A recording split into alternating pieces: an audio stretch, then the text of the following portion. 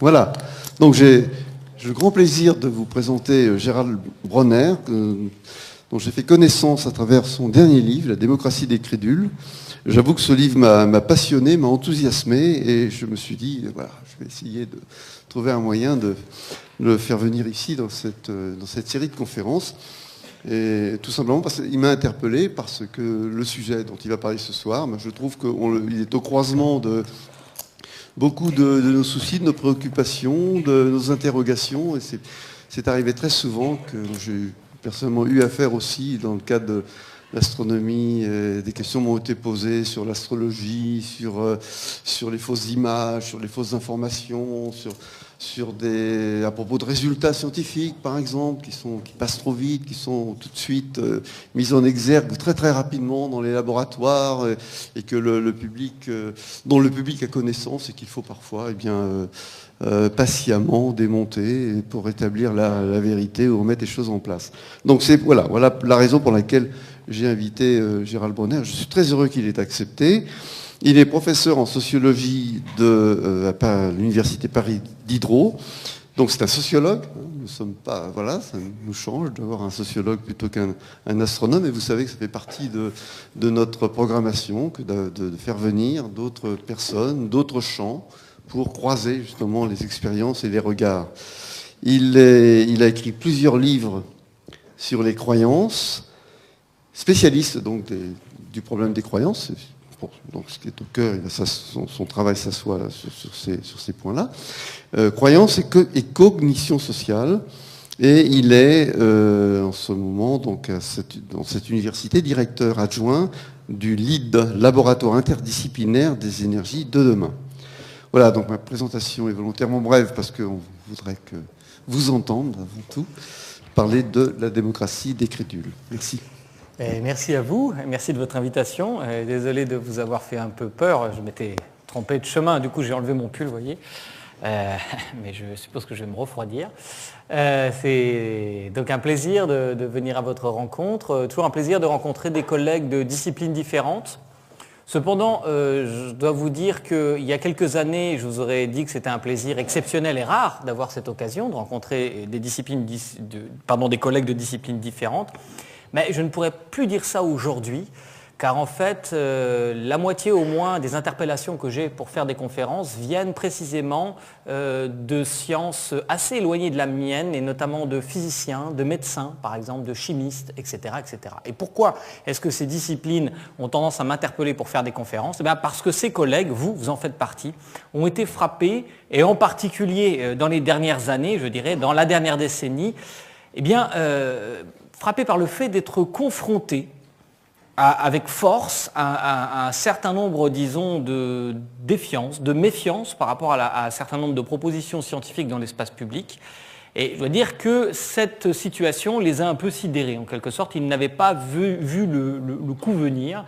Et donc, il y a une forme de demande d'explication sociologique ou d'interprétation de la part de ses collègues. Donc j'ai eu souvent le bonheur et l'habitude ces derniers mois et ces dernières années d'aller à la rencontre de mes collègues physiciens et médecins, je l'ai dit, ou chimistes. Et je dois dire que par ailleurs, les physiciens en particulier, ou même les biologistes, je les fréquente tous les jours, parce que comme vous l'avez rappelé, je suis directeur adjoint d'un laboratoire qui s'appelle le LID, Laboratoire interdisciplinaire des énergies de demain.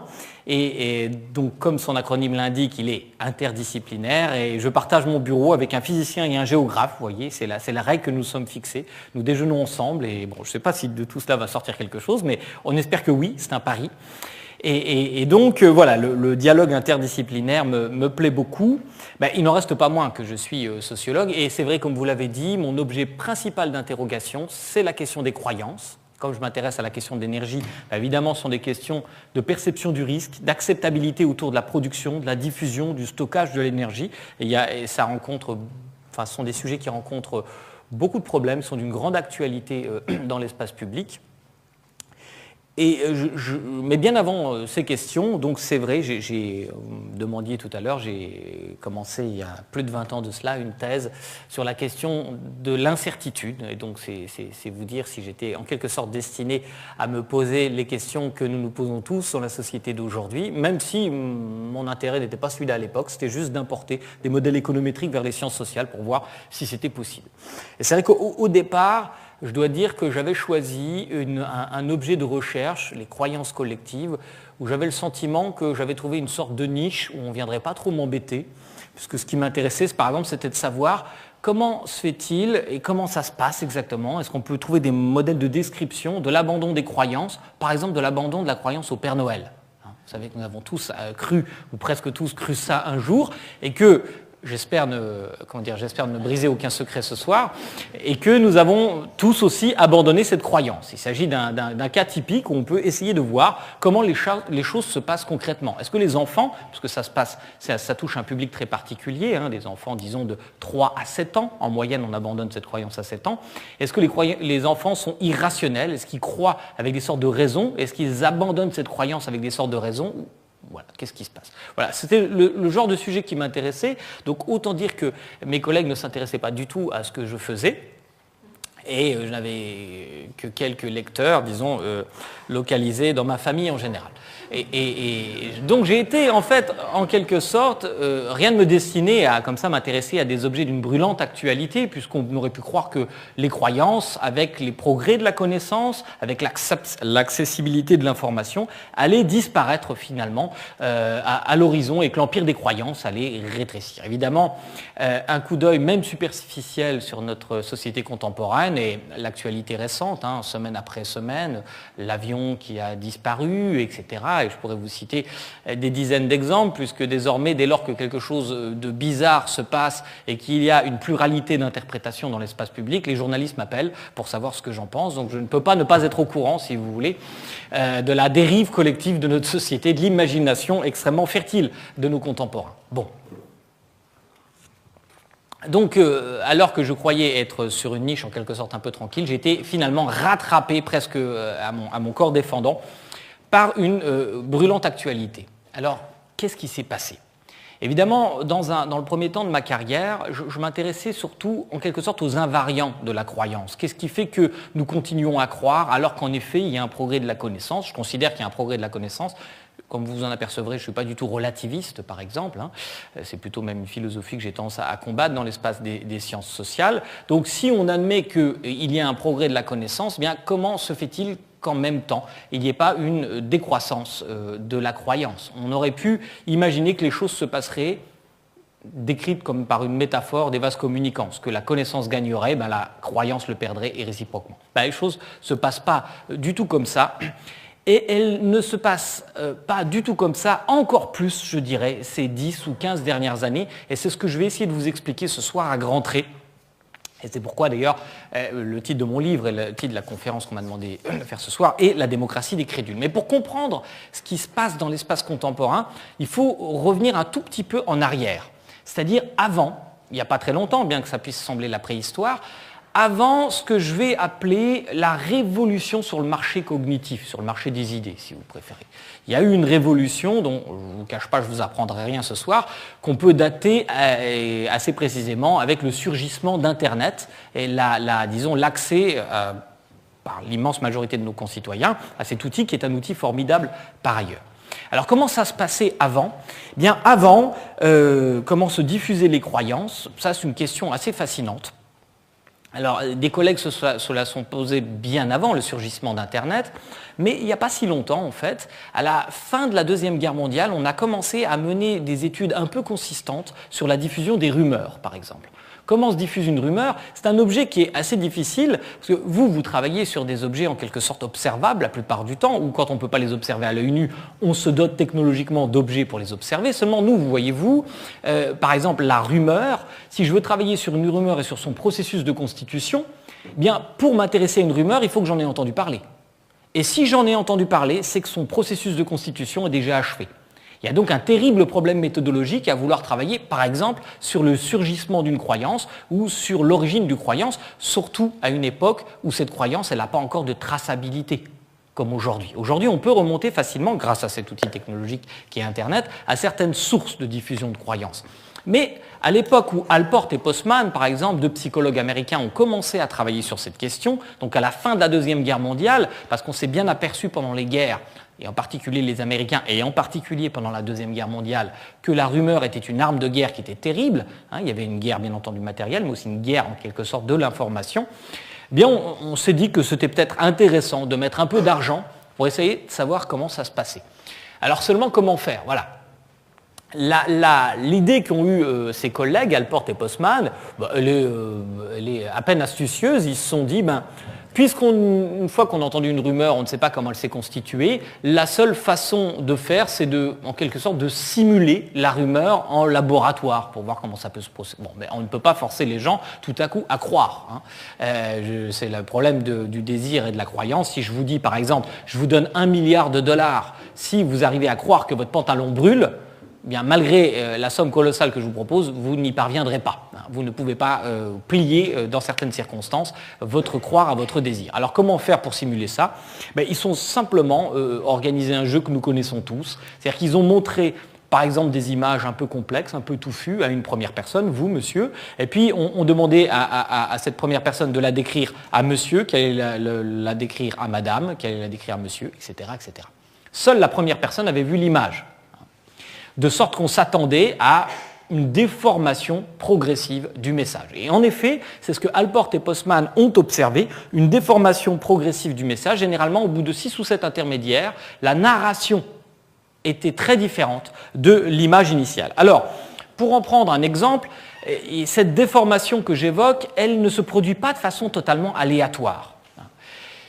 Alors, par exemple, on voit ici, ça c'est une de leurs expériences, vous voyez, pas mal de personnages, sans doute que ça pourrait être une rame de métro, voyez-vous, une rame de métro coupée en deux, donc on verrait de l'intérieur, il y a une dame qui tient un bébé, etc., différents personnages, mais au premier plan, on voit deux personnages dont l'un est noir et l'autre est blanc, ils ont l'air de discuter, et le blanc, voyez-vous, tient dans sa main un objet, dans sa main gauche, qui pourrait être un rasoir à main, mais on ne sait pas très bien. Bon, vous voyez, il y a donc une ambiguïté comme ça descriptive.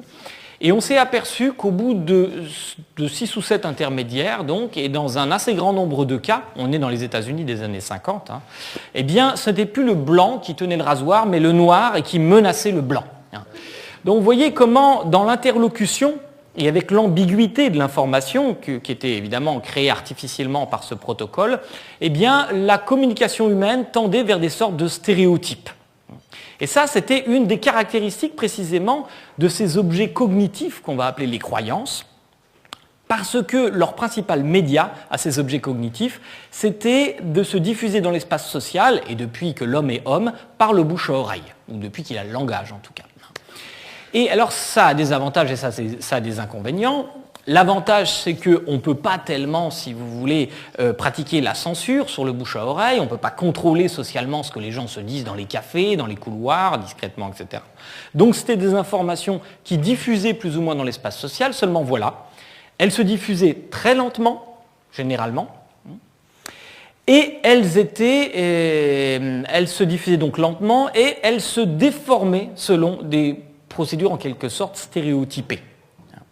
Et puis elles avaient un autre inconvénient, c'est que comme elles se diffusaient par le bouche à oreille, et nos capacités de mémorisation, notamment à court terme, vous le savez, sont assez faibles, à peu près 7 items à court terme peuvent être mémorisés par un cerveau ordinaire, et ce qui veut dire que ces produits cognitifs qui se diffusaient par le bouche à oreille eh bien, étaient relativement faiblement argumentés. Parce que nous ne pouvons pas mémoriser beaucoup d'arguments, par exemple, au soutien d'une idée ou d'une autre. Ce qui veut dire que leur performance sur le marché des idées en était, de ce fait, affaiblie. Je vais vous en donner quelques exemples. Par exemple, vous avez forcément peut-être entendu parler, je dis forcément, je dirais plutôt peut-être entendu parler de cette rumeur concernant la marque de cigarettes Marlboro. C'était une époque où il y avait beaucoup plus de fumeurs. Et on disait, c'était dans les années 80 notamment, que la marque de cigarettes Marlboro était à coquiner en quelque sorte avec le Ku Klux Klan. Vous vous rappelez vaguement de cette histoire? Et pourquoi est-ce qu'on disait ça? C'était quoi la preuve ultime de cela? C'était que sur le paquet de cigarettes, il y avait 3 carrés rouges, le logo de Marlboro. Vous reconnaîtrez que c'est un argument plutôt faible si on y réfléchit. Alors cette histoire se diffusait dans les cours d'école, ou peut-être dans les entreprises, ou que sais-je, peut-être même dans les couloirs de la fac, mais elle se diffusait sans être prise tout à fait au sérieux. On la racontait, on pouvait la croire peut-être à demi ou pas du tout, mais en tout cas, personne n'aurait songé à l'époque à monter une association ou une ONG, par exemple, pour faire reculer le Ku Klux Klan de la marque Marlboro. Donc vous voyez, un argument, et un argument assez faible, visuel, mais assez facilement mémorable, parce que précisément, il est visuel. Il en va de ces rumeurs, de ces croyances, de ces légendes urbaines, comme des histoires drôles. Vous avez remarqué que les histoires drôles sont relativement courtes, et non seulement elles sont courtes, mais généralement elles sont aussi adossées à toute une série de stéréotypes sociaux. Les blondes, les fous, telle catégorie ethnique, etc. etc. Ça fonctionne pas tellement différemment, tout simplement parce que sur ce marché, il y avait une sorte de sélection darwinienne, disons le nom, des objets cognitifs, et que la capacité à mémoriser cet objet, c'est un des critères de survie sur cet espace des idées, au moment où nous sommes encore avant donc, cette révolution cognitive.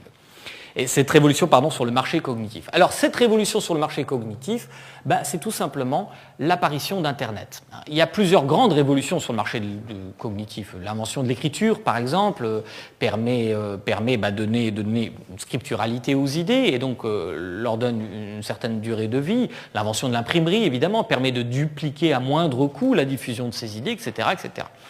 Et Internet constitue à ce titre, je pense incontestablement une forme de révolution, mais une révolution qui tient finalement à deux choses, mais qui sont essentielles. Alors, cette révolution, en tout cas, elle est en quelque sorte statistiquement identifiable, par exemple par le nombre d'internautes dans le monde. Elle tient à deux choses. Elle tient au fait qu'il y a une massification extraordinaire de la diffusion de l'information et de la disponibilité de l'information. Certains chercheurs disent qu'on a produit plus d'informations au début des années 2000 que depuis l'invention de l'imprimerie par Gutenberg, qu'en 2005, il y avait 150 exabits de données disponibles sur la Terre, ce qui était déjà titanesque. Moi, je ne sais pas, je ne vois pas à quoi ça correspond 150 exabits de données, mais bon, je veux bien croire que c'est titanesque. Mais ce qui est intéressant, c'est qu'en 2005, donc en 2010, 5 ans plus tard, il y en avait 8 fois plus. Donc il y a une progression gigantesque de cette disponibilité de l'information. Ça, c'est un premier critère qui ne peut pas ne pas impacter de plein fouet la façon dont l'espace public, qui est aussi un espace de représentation partagée, va se structurer. Le deuxième point qui est non moins essentiel, c'est que non seulement cette information est disponible, mais n'importe qui aussi peut accéder à présent à ce marché public de l'information. N'importe qui peut s'exprimer sur ce marché, alors qu'avant l'apparition d'Internet, les fourches codines en quelque sorte, pour accéder à ce marché public, elles étaient relativement étroites et sélectives. Il fallait par exemple être un journaliste, un universitaire comme vous et moi, pour accéder un peu de temps en temps au marché public, donner son point de vue sur quelque chose. Ou n'importe quel individu légitime ou considéré comme légitime, un politique par exemple, pour prendre la parole, un expert, que sais-je. Ça peut être aussi un chanteur ou un acteur. Mais en tout cas, le public qui pouvait avoir accès à l'offre cognitive sur ce marché était relativement restreint. Aujourd'hui, nous assistons en fait à une dérégulation totale du marché de l'information. C'est ça Internet. C'est-à-dire que n'importe qui peut aujourd'hui faire une proposition sur ce marché, s'exprimer sur ce marché. C'est bien entendu vrai si on parle des blogs, mais même très en deçà des blogs, si vous ne maîtrisez pas bien la langue, vous pouvez sur les réseaux sociaux au minimum vous exprimer par exemple en écrivant « je like ». Ça, c'est l'expression minimum, ou en transmettant un lien vers un site ou une vidéo, etc. C'est une façon minimum de s'exprimer. Et alors, ces deux simples petites briques, vous allez voir, ont des conséquences qui me paraissent tout à fait remarquables pour le sociologue des croyances que je suis. Alors, cette disponibilité de l'information, elle a beaucoup d'intérêt pour les croyances, c'est qu'elle permet, puisque notre esprit est un peu plastique et que finalement on essaye de trouver souvent des propositions intellectuelles à des situations qui sont énigmatiques, elle nous permet de trouver des informations qui vont pouvoir s'agencer pour nous raconter des histoires, et en bien plus grand nombre. Le Prenez par exemple ce qui s'est passé avec ce vol, justement, que j'évoquais, l'avion qui a disparu décollant de la Malaisie. Eh bien, si vous avez observé un tout petit peu cette affaire, vous aurez été frappé par plein de choses. Premièrement, le fait que c'est devenu un jeu de devinettes qui a été mondialisé, un peu lugubre d'ailleurs, mais avec des dizaines d'hypothèses possibles, des dizaines, en passant des plus réalistes, le crash bien entendu, pourquoi pas un attentat terroriste, le suicide de celui qui conduisait l'avion, aux hypothèses les plus loufoques, enlèvement extraterrestre, intervention des elfes, etc. Mais on pourrait rire, mais ces hypothèses ont été défendues à la télévision. Et en particulier pour la question de l'enlèvement extraterrestre sur CNN, par exemple. Et à peine de façon ironique. Bon, ça, c'est pas très grave, vous allez me dire.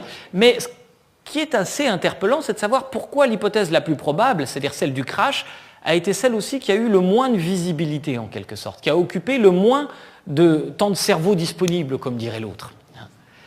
C'est une question qui est un peu préoccupante, d'une certaine façon.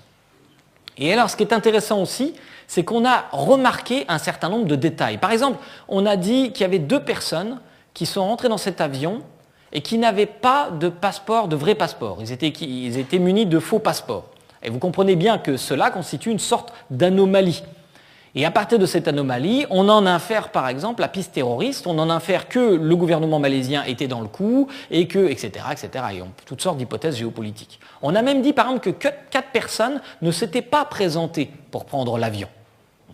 Enfin, il faut n'avoir jamais pris un avion pour ne pas constater qu'il y a toujours des gens qui ne se présentent pas. En quoi est-ce que cela constitue un élément, une anomalie qui est susceptible de provoquer un commentaire? Eh bien, justement, ce qui se produit dans cette massification de l'information, pourvu qu'on ait un peu d'intérêt pour cela, bien entendu, qu'on ait un peu d'imagination et un peu de temps à consacrer, c'est fondamental, nous pouvons facilement raconter une histoire extrêmement épaisse, extrêmement argumentée, mais dont les conclusions vont être parfaitement loufoques. Pour vous donner un seul exemple de cela, eh bien nous avons aujourd'hui, et presque tous dans la salle je pense, un moyen d'enregistrer le réel, une partie du réel, et de proposer cet enregistrement dans l'espace public. Si j'avais posé cette question il y a 10 ou 15 ans, je pense que peu de personnes auraient levé la main. J'aurais dit, est-ce que vous avez un appareil photo ou une caméra, quelque chose pour enregistrer le réel? Voilà. Bien peu de gens. Mais aujourd'hui, si je pose cette question, je pense que presque tous, vous êtes en capacité de le faire. Je ne parle pas des appareils qui sont là, entendez, mais vous avez probablement tous un smartphone ou quelque chose comme ça. Alors, pour illustrer cette idée, voilà, en quelques années, en 2005, en haut, c'est la place Saint-Pierre, vous voyez, et en 2013, c'est le même endroit. Et les petites lumières que vous voyez, ce n'est pas du tout des bougies, ce n'est pas un concert de rock. Ce sont évidemment des écrans lumineux de smartphone. Et cela montre, indépendamment du caractère anecdotique, si vous voulez, cette massification de la possibilité d'enregistrer le réel et donc de lui faire dire aussi tout ce qu'on veut, évidemment.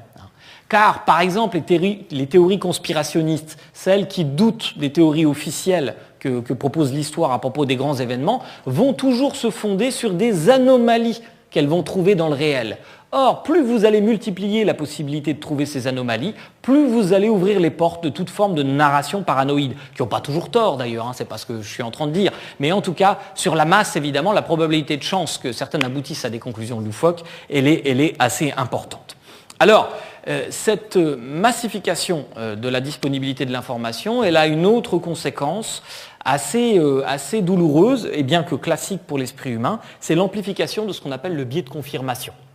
Qu'est-ce que c'est le biais de confirmation? C'est tout simplement la tendance que nous avons tous, moi qui vous parle et vous qui m'écoutez, à essayer de chercher là aussi des sortes de niches cognitives, c'est-à-dire des situations où on est en quelque sorte, on se sent dans un certain confort mental. Et ça a toujours existé, ça n'a pas attendu Internet. Par exemple, je suppose, j'espère pour la diversité du groupe que vous constituez, qu'il y a des gens de droite et des gens de gauche dans cette salle. Et je peux aussi, sans trop me tromper sans doute, me dire que les gens de gauche ont l'habitude de lire une certaine presse et les gens de droite une certaine autre.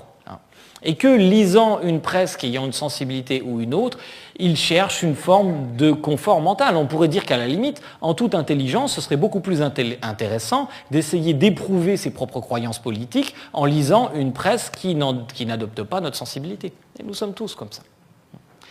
C'est humain en quelque sorte. Et puis d'ailleurs, ce n'est pas si irrationnel que ça, mais je n'ai pas le temps de rentrer dans le détail du biais de confirmation que Bacon avait déjà décrit.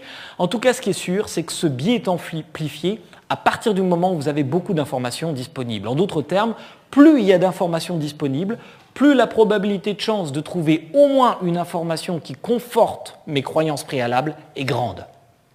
Le rapport est presque mécanique.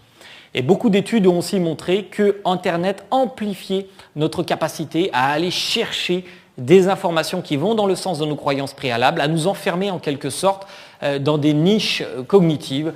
Je vais filer la métaphore en disant que dans cet océan d'informations, nous avons tendance à constituer une situation d'insularité. On cherche des îles mentales où on est relativement confortable. Si vous voulez avoir une description moins éthérée de cette situation, ceux qui sont sur Internet, sur Facebook, je veux dire, ou sur des réseaux sociaux, Facebook c'est un bon exemple, vous aurez remarqué que typiquement sur Facebook, vous avez beau être très très bien intentionné, il y a toutes sortes, là il y a les gens qui mettent des chats, etc. Puis vient le moment des polémiques. Vous mettez un post qui ne plaît pas, il y a une controverse, il y a une discussion, etc. Et très vite, les conversations s'enflamment, beaucoup plus qu'ailleurs. Là aussi, c'est relativement bien documenté, notamment sur les forums, les blogs, etc. Il y a un taux d'insulte qui est très supérieur à celui qu'on trouve dans l'espace social. Et qu'est-ce que vous allez faire, à juste titre? Si vous avez un casse-pied qui vient raconter n'importe quoi sur votre page, etc., vous le virez de votre liste d'amis. Et il va faire la même chose pour vous. De sorte que peu à peu, vous allez constituer dans votre réseau d'amis un certain nombre d'individus qui pensent comme vous. Ce n'est pas irrationnel, parce que vous pensez qu'ils pensent bien, et que vous n'avez pas envie de perdre de temps avec des gens qui pensent de travers. Et le problème, c'est que si tout le monde raisonne comme ça, vous voyez bien qu'on aboutit très, très précisément à cette situation d'insularité que je décris. Il y a un autre problème beaucoup plus massif. C'est relatif au deuxième élément que je mentionnais tout à l'heure, le fait que n'importe qui, aujourd'hui, puisse avoir accès au marché public de l'information. Auparavant, il existait ce qu'on appelait des gatekeepers. Les gatekeepers, c'est tout simplement les gens qui gardent donc le seuil de l'espace public. Les gatekeepers, en théorie de la communication, c'est basiquement les journalistes, ceux que j'évoquais tout à l'heure, les universitaires, les politiques, ceux qui ont accès à ce marché public. Les gatekeepers, généralement, s'entendaient de façon plus ou moins implicite, quelquefois de façon explicite, quand ils ont des codes aux États-Unis, il y a certains codes de déontologie explicites, notamment dans le journalisme scientifique, mais la plupart du temps, ces codes étaient implicites pour ne pas laisser rentrer tout et n'importe quoi dans l'espace public. On ne publie pas tout et n'importe quoi. Bon, vous trouverez des dizaines de contre-exemples dans l'histoire du journalisme, bien entendu, mais grosso modo, il y avait tout de même des sortes de digues plus ou moins étanches, justement par rapport à ces produits que j'évoquais tout à l'heure, qui se diffusaient, eux, sur le marché noir de l'information, qui se diffusaient par le bouche-à-oreille. Le fait que chacun puisse aujourd'hui accéder à ce marché de l'information constitue une révolution dont certains ont dit qu'elle était démocratique. Il y a même des livres qui s'intitulent « La démocratie Internet ». Et c'est démocratique, en effet, si par là on veut entendre le fait que chacun puisse avoir accès à ce marché public de l'information. Et après tout, pourquoi pas ? Pourquoi ce droit devrait-il être réservé à une forme d'aristocratie, etc. Ça peut se discuter. Mais en tout cas, ça n'est certainement pas démocratique si par là on entend que les avis qui s'expriment sur Internet sont représentatifs de l'opinion publique en général. Et voilà tout le drame. Les avis qui s'expriment sur Internet ne sont pas représentatifs de l'opinion publique. Ce qui se joue sur ce marché, qui est un marché, je le redis, dérégulé de l'information, c'est en quelque sorte, comme dans tout espace social totalement dérégulé, la loi du plus fort qui s'impose. Mais ici, ce n'est pas de la force physique dont on parle. Cette loi du plus fort, ou plutôt la force sur Internet, elle relève surtout de la motivation des offreurs. Qui vont être les plus motivés ? Qui vont être ceux qui vont avoir le plus de temps à consacrer, à occuper une part de l'espace public de l'information? Eh bien, j'ai le regret de vous le dire, ça n'est pas vous, en toute probabilité dans la salle. Ceux qui sont le plus motivés à intervenir sur cet espace, ce sont ceux que je vais appeler les croyants et les militants. Tout simplement parce que leur croyance et leur militance fait partie de leur identité sociale. Prenez par exemple un conspirationniste du 11 septembre, quelqu'un qui croit que les attentats du 11 septembre ont été fomentés par la CIA et non pas par Al-Qaïda. D'accord ? Bon, je ne vais même pas trancher la question de savoir si c'est vrai ou faux, mais si vous ne croyez pas en cette théorie conspirationniste, si vous croyez en la théorie officielle, ça ne vous viendrait pas à l'idée de vous définir comme quelqu'un qui ne croit pas en cette théorie. Vous n'y pensez jamais, tout simplement. Tandis que la personne qui croit en la théorie conspirationniste du 11 septembre, elle va y penser. Elle va y penser beaucoup et ça fera partie de son identité. Et elle va d'ailleurs être extrêmement militante sur le réseau, ce qui explique que le marché de l'information sur Internet va se structurer d'une certaine façon. Alors, pour le tester, je me suis simplement demandé, parce que dans le fond, vous pourriez me dire, peu importe que les croyants soient très présents sur les forums, etc. Moi, ce n'est pas ce qui va me faire changer d'avis. Ce n'est pas parce que vous allez discuter, je l'espère, avec un astrologue que vous allez tout à coup être perturbé par ses arguments. Oui, d'accord. Il y a d'un côté ceux qui croient beaucoup, et qui sont faiblement impactés par la structuration de ce marché. Il y a ceux qui ne croient pas du tout et qui sont faiblement impactés par la structuration de ce marché. Et puis, il y a toute une frange de nos concitoyens dont on peut dire qu'ils sont indécis. Ils ne savent pas. Pas sur tous les sujets, mais en tout cas sur certains sujets. Et que ces indécis utilisent Google, par exemple, pour essayer d'en savoir plus, ne me paraît pas une hypothèse déraisonnable. D'ailleurs, tous les jours, enfin moi en tout cas presque tous les jours, j'utilise Google pour avoir une information sur un sujet que je ne maîtrise pas, ou par exemple, où se situe donc l'Institut d'astrophysique de Paris. Alors là, évidemment, les croyants, si vous voulez, ne se battent pas pour qu'il y ait 50 possibilités pour me perdre. C'est un espace public d'information qu'ils abandonnent totalement. Mais il y a d'autres espaces qui les intéressent beaucoup plus. Alors je me suis demandé, qu'est-ce qui se passe si on utilise le moteur de recherche Google en utilisant des mots-clés très simples, ce que font les internautes, et en n'allant pas au-delà des 30 premiers sites, c'est-à-dire des 3 premières pages, ce que font aussi 99% des internautes, si on se fie aux enquêtes qui ont été faites sur la façon dont on utilise Google. Qu'est-ce qui se passe ? Qu'est-ce que je trouve ? Et quel est l'impact que cela peut avoir si je suis en quelque sorte indécis ? Alors voilà ce qu'on trouve. J'ai pris 4 sujets un peu loufoques, mais c'est malheureusement tout aussi vrai pour des sujets un peu plus préoccupants et qui touchent par exemple la représentation du risque de certaines technologies. Vous voyez, j'ai pris l'astrologie en pensant à vous. Monstre du Loch Ness, vous avez tous entendu parler du monstre du Loch Ness.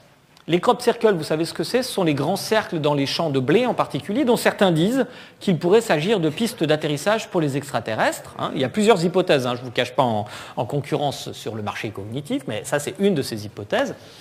Et la psychokinèse, ce seraient les pouvoirs que l'esprit serait censé avoir sur la matière, n'est-ce pas ? Bon. Ces 4 hypothèses sont considérées comme franchement douteuses, on va dire, par la science orthodoxe, quand toutefois elle s'intéresse à ces sujets, ce qui est pratiquement jamais. On la comprend, elle n'a pas que ça à faire, mais enfin, certains collègues se sont quand même penchés et ont proposé des arguments dans l'espace public. Alors, si on prend les 30 premiers sites, eh bien, on s'aperçoit qu'ils défendent alors, je les ai classés comme suit. Je ne sais pas pourquoi c'est ça qui vient de se produire. Ouais, c'est bon. Si on prend les 30 premiers sites et qu'on s'interroge simplement, on regarde les argumentaires, les vidéos qui sont proposées par les sites, il y a toutes sortes de sites, et on essaie de les classer. Sites favorables à la croyance, ça veut dire qu'ils défendent une argumentation claire en faveur de la croyance.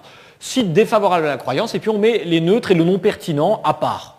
Les neutres, c'est ceux qui, souvent Wikipédia défend pas sur tous les thèmes, mais défend des positions équilibrées. Mais l'équilibre, quand c'est du n'importe quoi et du vrai, c'est quand même déjà problématique. Mais enfin, ils font beaucoup de progrès. Wikipédia, j'ai eu l'occasion de discuter avec certains animateurs de Wikipédia en France. Ils ont bien compris un certain nombre de choses. Et alors, non pertinent, c'est par exemple, je sais pas moi, le monstre du Loch Ness. Il y avait un site qui vendait des lampes en forme de monstre du Loch Ness. Je considère qu'il ne s'agit pas là d'un argument en faveur ou en défaveur de la croyance. Bon. Il n'y a même pas besoin de se poser la question de savoir si un jour on va découvrir, oui ou non, un dinosaure à nageoire dans un lac écossais. Je n'ai même pas besoin de me poser cette question, mais je considère en tout cas que cette petite étude montre très clairement, alors c'est affreux pour l'astrologie, c'est un peu moins fort pour les autres, mais en tout cas en moyenne, si on ne prend que les sites qui défendent une croyance et ceux qui la combattent très nettement, on s'aperçoit que 70% et plus des sites proposent une argumentation en faveur de la croyance. Dans ces conditions, comment ne pas supposer qu'un individu indécis, flexible en quelque sorte intellectuellement, ne va pas être impacté par statistiquement bien entendu, par cette structuration du marché de l'information. Si on reprend la métaphore du marché, si vous me le permettez, quand je vais dans un supermarché, si j'ai une marque préférée, la façon dont les rayonnages sont achalandés n'a pas beaucoup d'impact sur moi. Je veux ma marque, je vais la chercher, même si elle est tout en bas. En revanche, si je n'ai pas de marque préférée, c'est-à-dire c'est le cas de l'indécis, si je ne sais pas, je veux avoir une réponse à une question, mais je n'ai pas vraiment de position, il est évident que la façon dont le marché de l'information, dont l'offre est structurée, peut avoir un impact sur la façon dont je me représente les choses. Et là, je vous ai mis, pour qu'on ne se fâche pas, des croyants sous le phoque, mais si vous regardez, par exemple, la question des ondes, le danger des ondes basse fréquence pour la santé, les vaccins, les OGM, etc., etc., toute une série, nanotechnologie, c'est un peu moins vrai, mais toute une série de propositions technologiques et ou scientifiques dans l'espace public, vous verrez comment le marché... Et si vous ajoutez en plus danger, parce que c'est probablement ce que ferait quelqu'un qui craindrait par exemple les ondes, il mettrait ondes danger, alors vous verrez que ces chiffres sont absolument écrasants. C'est-à-dire que ces croyants s'expriment dans un silence en quelque sorte assourdissant des rationalistes. Il y en a quelques-uns qui résistent. Et donc, vous voyez bien, ceci s'explique tout simplement par la motivation beaucoup plus importante des croyants. J'ai essayé de le mesurer, y compris sur les forums, dans les débats par exemple. Quand un croyant s'oppose à quelqu'un qui ne croit pas sur un forum de débat, eh bien ça va vous surprendre, mais le croyant a en moyenne 4 fois plus d'arguments que le non-croyant. Qu'est-ce que dit le non-croyant ? Il utilise l'ironie. Il utilise ce qu'on appelle des smileys, vous savez, des émoticônes, là. Il dit « tu es fou », etc. Mais en fait, il n'est pas motivé pour aller chercher vraiment des contre-argumentations. Et le croyant, lui, je vous le redis, est motivé pour le faire. Et donc, il a des arguments. Ne croyez surtout pas que ce dont on est en train de parler, c'est des gens qui sont bêtes, idiots, qui n'ont pas d'arguments. Pas du tout. C'est d'ailleurs pas leur profil statistique. Pour un certain nombre de croyants, généralement, ils ont un niveau d'études supérieur à la moyenne nationale.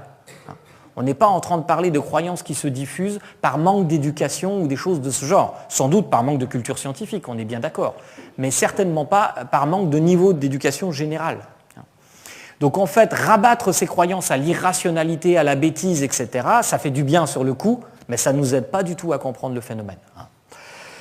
Un autre élément très important, c'est celui, je le disais, de la rapidité de la diffusion des croyances. Je vous ai dit que les croyances par le bouche à oreille se diffusaient lentement. Là, Internet, évidemment, inverse totalement le phénomène. Alors, un élément parmi beaucoup d'autres, vous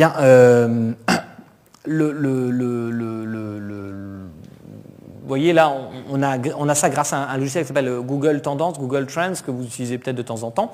Ça nous permet de savoir le nombre de recherches grâce à Google qui ont été faites avec tel ou tel terme.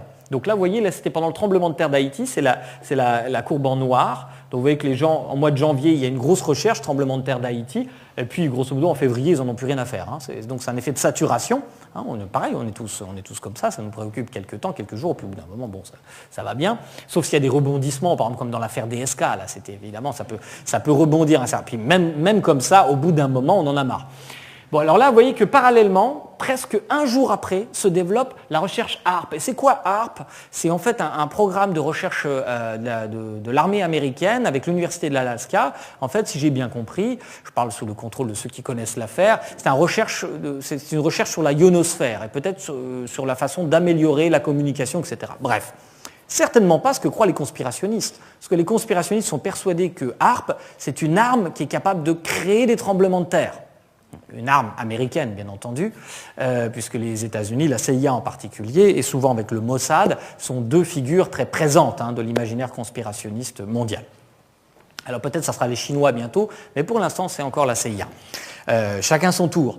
Et là, vous voyez, il y a désormais, alors le projet HAARP est abandonné, donc peut-être que ça va s'arrêter, mais à chaque fois qu'il y avait un tremblement de terre, on voyait 1 ou 2 jours après une demande assez forte, et qui d'ailleurs allait plus loin que l'intérêt pour Haïti, et puis après ça s'estompe aussi, une demande assez forte pour ARP. Alors ARP, c'est un marqueur linguistique intéressant, parce que personne ne taperait ARP par hasard, ou en tout cas très peu, et donc on peut bien voir qu'il y a probablement un lien entre le tremblement de terre et la demande. Vous voyez que ça commence à partir de janvier, et puis ça se termine à peu près en février, cette demande, et comme ça se reproduit pour un certain nombre de tremblements de terre, on peut bien inférer, en effet, que cette recherche est bien une recherche de théorie du complot à propos de ce tremblement de terre. Et ce qui est intéressant, c'est qu'il faut attendre un jour à peine pour voir apparaître, et même quelquefois dans la même journée maintenant, avec un événement, des théories conspirationnistes. C'était le cas par exemple pour les attentats de Boston.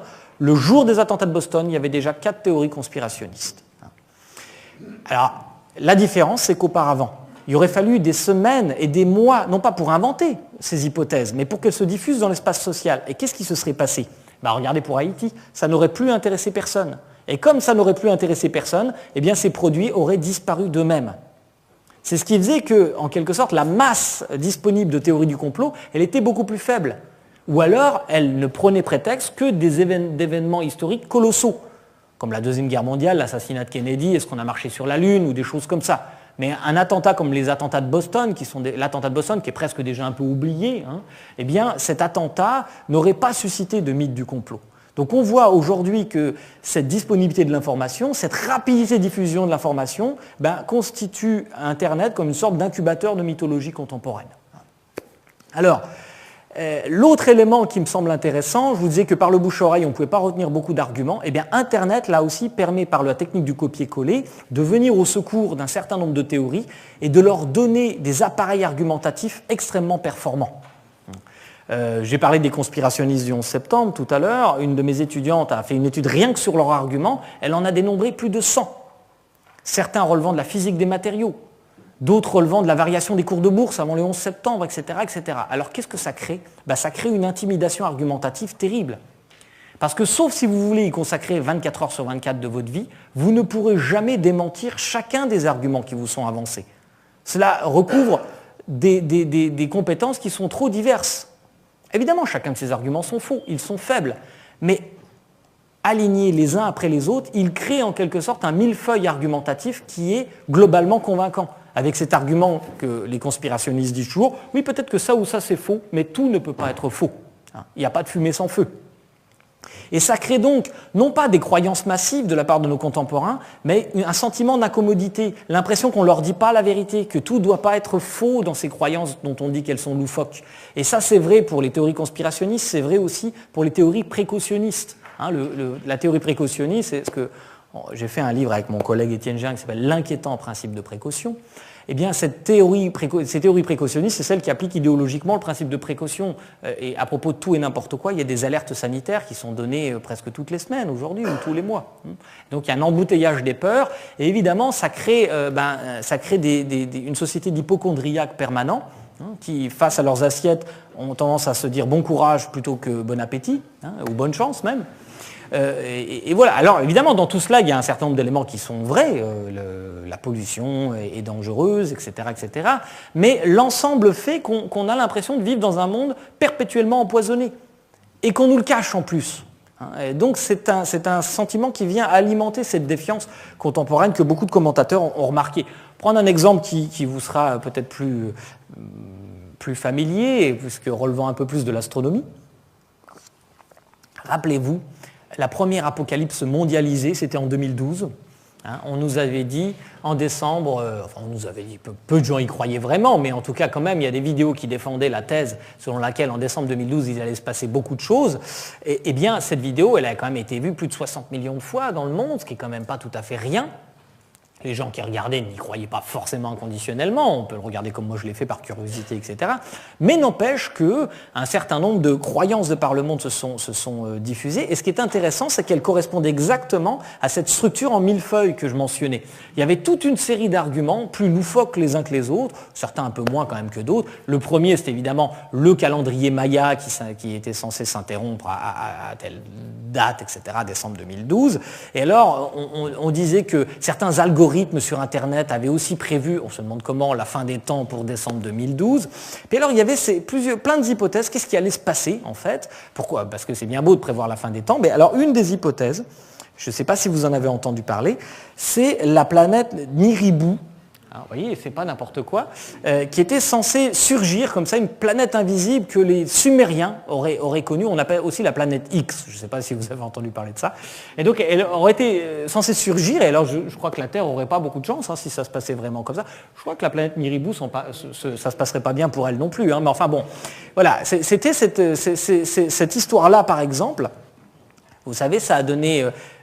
probablement, c'était la toile de fond d'un film qui s'appelait Mélancolia, que vous avez peut-être vu, qui était d'ailleurs un film intéressant d'une certaine façon, surtout la deuxième partie, mais enfin qui était très nettement inspiré de cette histoire.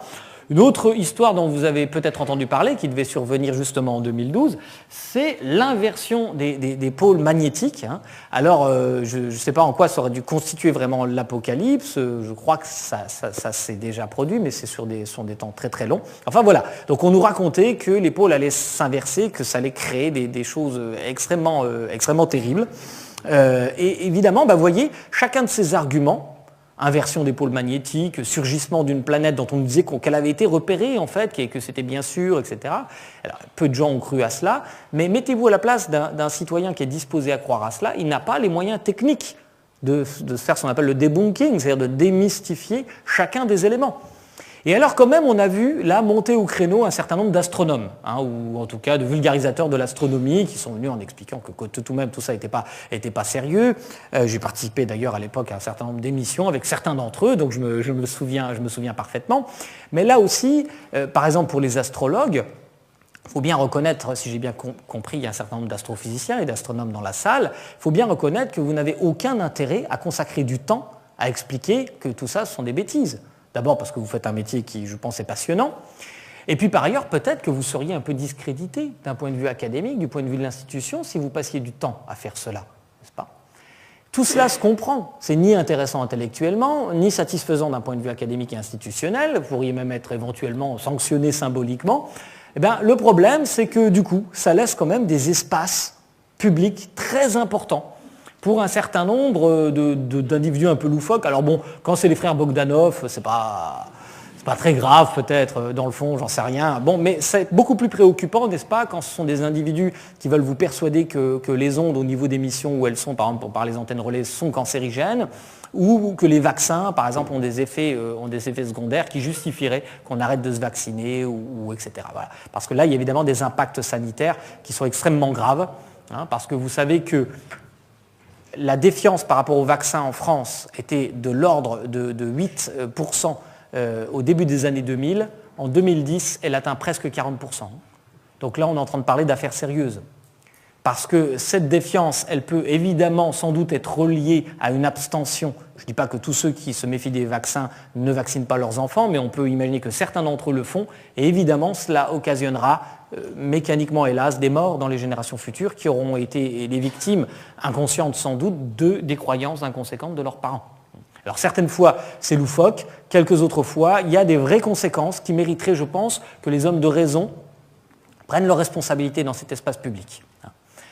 Parce que ce n'est pas avec des lois liberticides, il ne s'agit pas d'enserrer Internet, etc. Moi, ce n'est pas ma sensibilité personnellement, mais quoi qu'il en soit, je ne suis même pas sûr que ce soit techniquement possible et souhaitable. Ce n'est pas là la question. La question, c'est vraiment ce rapport de force, la rapidité de la diffusion de l'information, etc. Bon. Cette rapidité de diffusion de l'information, elle a un autre impact. Eh bien, c'est la concurrence accrue, en fait, entre les sources d'information. Et cette concurrence accrue, cette concurrence effrénée, qui est plutôt positive dans un premier temps en démocratie. Je veux dire, personne ne souhaiterait qu'il y ait un monopole de diffusion de l'information. Ça a existé dans l'histoire. Personne n'a envie de vivre avec un seul journal, la Pravda ou que sais-je. Enfin, peut-être que si, peut-être qu'il y en a, mais bon, moi, en tout cas, ce n'est pas mon cas. Je pense que c'est évidemment un élément constitutif du code génétique démocratique, cette pluralité des sources d'émission de l'information. Et cette pluralité, elle est évidemment favorable à un moment donné à la fiabilité de cette information. Parce que les médias, en concurrence, se surveillent en quelque sorte les uns les autres. S'il y en a un qui sert trop le pouvoir politique, un autre va prendre l'espace de la contestation politique. Et voilà. Et tout cela va créer un équilibre qui fait qu'on va être relativement bien informé dans un pays. Bon. Mais à un certain moment, la pression concurrentielle, ou disons tout se passe comme si la pression concurrentielle faisait baisser la fiabilité de l'information. Selon un schéma qu'on pourrait représenter comme ça, le niveau de concurrence est favorable à un moment à la fiabilité de l'information, et au bout d'un certain moment, il devient défavorable à la fiabilité de l'information, en particulier parce que le temps de vérification de l'information décroît mécaniquement avec cette concurrence, et c'est particulièrement vrai pour les sujets techniques qui peuvent nous préoccuper. Parce que précisément, le temps de la science n'est pas celui des médias. Il faut du temps à la science, par exemple, pour défaire une alerte. Mais pour un média, il faut seulement un quart d'heure pour le mettre au premier, disons, sur l'avant de la scène publique. Bon.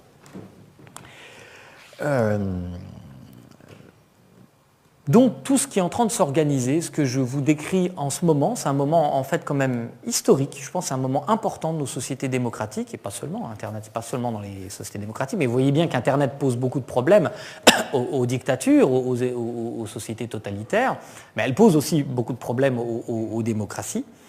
Et donc ce qui est en train de s'organiser, pour le moment, peut-être qu'il va y avoir un effet de balancier, c'est ce que j'appellerais une forme de démagogisme cognitif. C'est-à-dire une indexation de l'offre de l'information sur la demande supposée.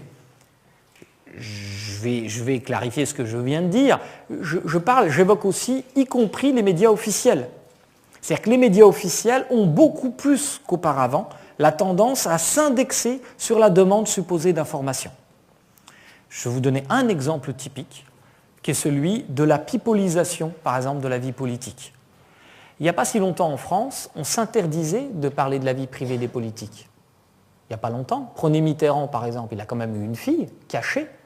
Et ce secret a duré des années et des années. Est-ce que les journalistes n'étaient pas au courant? Est-ce que c'est pour ça? Pas du tout. Ils savaient tous, ou presque tous, que Mitterrand avait une fille cachée. Mais il y avait un code déontologique implicite entre eux. On ne parle pas de ça. Peut-être qu'ils craignaient aussi Mitterrand, mais enfin, peu importe. Pourtant, ils étaient déjà en état de concurrence, n'est-ce pas? Seulement, quand un acteur dans un état de concurrence ne joue pas le jeu de la norme implicite, du code de déontologie implicite, ou qu'un tweet, par exemple, vous contraint à parler d'un sujet, eh bien, on voit l'envahissement de ce démagogisme cognitif, c'est-à-dire l'indexation de l'offre d'information sur la demande supposée. Et c'est ainsi que notre président met un casque sur un scooter et se retrouve chez un acteur de l'information qui ne respecte pas vraiment les codes de déontologie, le journal Closer, qui l'affiche. Ça aurait pu venir d'un tweet, ça aurait pu venir d'un de ces appareils photo que nous avons tous et qui aurait emprisonné cette réalité. Alors ça, c'est une histoire très intéressante, parce que vous allez me dire, bah oui, mais c'est les journalistes qui sont fautifs. Vraiment? Closer en parle. Les autres n'auraient pu ne pas en parler. Est-ce que cette histoire nous intéresse? Je dis oui. Et je le dis tout simplement en utilisant Google Tendance, encore une fois. Utilisez Google Tendance et vous verrez que le jour même de la publication de l'article de Closer, il y a une pointe extraordinaire de demande pour le terme Julie Gaillet. Voilà. Ça, ce n'est pas les journalistes, c'est nous. Nous avons une appétence pour cela. Ce n'est pas honteux, c'est humain. La question est de savoir si le marché de l'information doit s'organiser pour flatter toutes les pentes les moins honorables de notre esprit. Et Dieu sait qu'il y en a beaucoup. Et parmi les pentes les moins honorables de notre esprit, il y a un certain nombre de dispositions mentales qui relèvent en quelque sorte d'illusions. Vous savez tous ce que c'est qu'une illusion. Il y a des illusions d'optique, par exemple. Prenez celle-ci. Vous voyez, les deux segments roses sont de la même longueur. C'est difficile à croire, n'est-ce pas? Vous le savez que c'est vrai parce que vous avez compris le système, c'est simplement que cette information, le segment rose, enfin les deux segments roses, c'est une information, eh bien cette information, elle est mise en scène. Et cette mise en scène va tromper votre raisonnement, en quelque sorte. Donc vous ne pouvez pas ne pas voir ce que vos yeux vous commandent de voir, mais vous savez que c'est faux. Donc là, ça va. Tout simplement parce que ces deux informations sont mises dans une perspective, dans une forme de ligne de fuite, et que notre cerveau, dans ce genre de conditions, est habitué à penser, à savoir même que la deuxième barre est plus longue que la première. Bon. Mais là, on est dans un... Oui, je pourrais vous le démontrer avec comment dire, un mètre, mais bon, je vous demande de me croire. C'est une illusion d'optique très connue. Mais il existe des illusions qui ne sont pas des illusions d'optique. Elles sont beaucoup plus perverses pour la question qui nous intéresse, qui sont ce qu'on appelle des illusions cognitives, des biais cognitifs. C'est-à-dire des suggestions intuitives de notre esprit qui vont nous conduire vers des erreurs sévères et qui sont relativement partagées et, c'est là le drame, assez faiblement impactées par le niveau d'étude. Je vais vous en donner un exemple le plus simple que je connaisse. Voilà un petit problème, je vais vous faire travailler un petit peu, ça ne vous dérange pas, mais juste 5 secondes. Une balle de baseball et une batte de baseball coûtent ensemble 110 €. D'accord ? La batte coûte 100 € de plus que la balle. Combien coûte la balle ? Je ne vous ferai pas l'injure de vous demander votre réponse, mais vous reconnaîtrez en tout cas avec moi qu'il y a une suggestion intuitive qui vous a dit, mais vous l'avez évidemment révoqué puisque vous savez que c'est un piège, qui vous a dit 10 €. Sans doute en tout cas que statistiquement, vous avez entendu cette... Évidemment, nous sommes dans des conditions où vous savez que je vais chercher à vous tromper, donc vous avez toutes les raisons de vous méfier de cette intuition. Mais n'empêche que sans doute cette intuition, elle est venue, et d'ailleurs vous vous êtes peut-être dit, bon, c'est pas 10 €. C'est peut-être ça que vous vous êtes dit.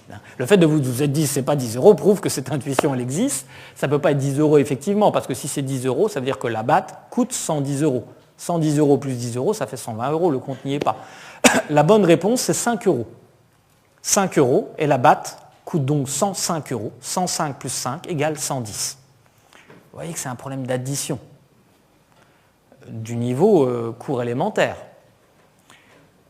Et je sais qu'ici, j'ai face à moi des gens qui ont un niveau d'études et très probablement de mathématiques qui leur permet très largement de résoudre ce genre de problème. Donc ce n'est pas vraiment une question, vous voyez, c'est pas une question d'intelligence ou de niveau d'études, etc. Ça joue un petit peu pour vous dire la vérité, mais peut-être que ça sera dans notre conversation, on en reparlera. Mais ça impacte assez faiblement. Mais évidemment, là, dans ce cas de figure, vous savez qu'on cherche à vous tromper, mais imaginez ce qui se passe sur un marché de l'information où l'information va extrêmement vite, où vous n'avez pas de raison de vous méfier, ou même au contraire, la plupart des gens pensent comme vous et convergent vers des formes d'erreur. Ces biais cognitifs, par exemple, nous font multiplier intuitivement par 10 ou 15 les très faibles probabilités. Que croyez-vous qu'il se passe quand, par exemple, une innovation technologique est mise sur le marché public pour une conversation et l'on vous dit que les risques sont très faibles, mais les coûts exorbitants. Ces risques très faibles, comment nous les évaluons intuitivement ? Si nous sommes en plus en cela, évidemment, excités par une ambiance idéologique qui va vous faire voir suspecte toute proposition technologique ou toute proposition en particulier si elle vient de l'industrie, etc., etc. Alors, pour finir donc sur ce point, ce que le marché organise de cette façon, c'est donc le démagogisme cognitif. Ce n'est pas seulement un démagogisme moral, mais c'est aussi une forme de démagogisme moral sur certains sujets. Mais c'est aussi un démagogisme cognitif, c'est-à-dire qu'un certain nombre d'illusions cognitives qui vont se diffuser beaucoup plus vite qu'avant, précisément parce qu'il y a un affaiblissement fort des gatekeepers. Prenez une croyance, par exemple. Alors j'ai pris une dernière croyance relevant un peu de l'astronomie pour vous montrer justement la question des biais cognitifs. Les croyances de l'influence de la Lune sur notre comportement. Là, vous voyez un loup-garou, c'est une croyance parmi tant d'autres. Mais vous savez que certains sont persuadés que la Lune dite rousse, c'est pas la lune rousse, vous le savez, c'est pas les lunes qui sont un peu rouges à l'horizon, c'est pas ça. C'est une lune qui survient, je crois, au moment d'ailleurs du printemps, et qui aurait le pouvoir, par son rayonnement, de brûler, de roussir en quelque sorte les champs, au moment où ils sont particulièrement fragiles. Bien, cette croyance-là, elle s'adosse à toute une tradition, à une culture, etc., mais elle s'adosse aussi à un biais cognitif, le plus célèbre sans doute de tous, puisqu'il s'agit de la confusion entre corrélation et causalité. Parce qu'en effet, les paysans notamment ont bien remarqué que quand cette lune apparaît dans le ciel, souvent les champs sont endommagés. Mais ce n'est pas à cause du rayonnement lunaire, bien entendu. C'est tout simplement parce que quand vous voyez la lune, il n'y a généralement pas de couverture nuageuse. Parce que s'il y a une couverture nuageuse, vous ne voyez pas la lune. Or, la couverture nuageuse, si j'ai bien compris, sert en quelque sorte de couvercle thermique. Elle permet de gagner les 1 ou 2 degrés qui permettent de sauver, dans des cas disons, de gelée printanière, un certain nombre de récoltes. Donc vous voyez, une croyance parmi tant d'autres qui s'adosse à une illusion mentale qui est la plus connue, donc c'est la plus facile à faire reculer, qui est l'illusion de confusion entre corrélation et causalité. Mais évidemment, ça n'a rien à voir, j'espère que vous ne me démentirez pas, avec les rayonnements lunaires. Eh bien, ces illusions cognitives que je viens d'évoquer, en fait, il y en a des centaines qui sont identifiées. L'identification de ces biais a donné lieu en 2002 à un prix Nobel en économie remis par Daniel Kahneman. Il a fait un livre il n'y a pas longtemps qui s'appelle Système 1, Système 2, que je vous conseille de lire. Et il y a un grand intérêt à réfléchir aujourd'hui que ce marché de l'information est totalement dérégulé sur ces invariants que constituent ces illusions cognitives parce qu'elles pourraient bien constituer l'agenda d'un certain nombre de croyances à venir. Voilà, je vous remercie.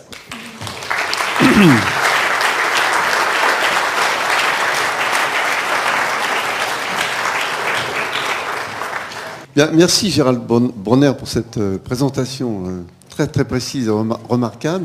Je voudrais, avant de donner la parole à la salle, faire juste un commentaire à propos des astrologues. Pas des astrologues, mais des astronomes face à l'astrologie. Il se trouve que je suis astronome. Il y en a quelques-uns dans la salle, mais c'est une conférence grand public, donc la plupart des personnes ici ne sont pas du métier. Et c'est vrai que nous sommes assez peu à se poser cette question, enfin y consacrer du temps. Et pourtant, c'est quand même une nécessité, parce qu'on est souvent rattrapé par le problème, soit dans des discussions, soit dans des réunions publiques. Donc j'ai moi-même écrit un que sais-je qui s'intitule L'astrologie, absolument, je l'ai lu d'ailleurs. Avec mon collègue Philippe Zarcal, l'observateur de Meudon. Et effectivement, on a beaucoup de difficultés. D'une part, il faut convaincre nos collègues et nos instances que ce travail est utile. Il m'a été presque commandité par un de nos pairs, Évry Chassman, qui était président de l'Union rationaliste pendant une époque. Donc c'est un problème qui est toujours d'actualité et qui d'ailleurs ne permet pas de savoir si l'astrologie a vraiment moins droit de citer qu'autrefois parmi la population. On sait à peu près bien qui figure parmi les croyants en astrologie. Il y a eu plusieurs études sociologiques qui ont été faites à ce sujet, notamment par Adorno. Enfin, vous devez peut-être être un petit peu au courant. Mais voilà. Et en ce qui concerne l'argumentaire, le millefeuille argumentaire, c'est vraiment quelque chose à laquelle on est heurté sans arrêt. C'est-à-dire que nous, on a tendance à vouloir expliquer les choses d'une manière précise, ça prend du temps, alors que devant nous, on a des astrologues professionnels, qui ont toute une série d'arguments aussi foireux les uns que les autres, et qui les balancent comme ça sur l'antenne, à la radio ou à la télévision, très rapidement, en suscitant d'ailleurs des rires de leur côté, alors que les astronomes, les professionnels de l'autre côté, eh bien, ont beaucoup de mal avec leur sérieux à expliquer, démonter les arguments. Donc quand on est du côté des non-croyants, effectivement, on n'est pas armé pour discuter, sauf peut-être dans les articles, mais en public, c'est extrêmement difficile. Voilà. C'est vrai, je me souviens d'un débat qui a eu lieu, je le mentionne d'ailleurs dans mon livre, entre Yves Gallifrey, un collègue de Paris 5, psychologue, et le mage Désuard, vous voyez. Et on pourrait croire qu'avec un casting comme ça, le mage Désuard ne tiendrait pas très longtemps. Eh bien, pas du tout.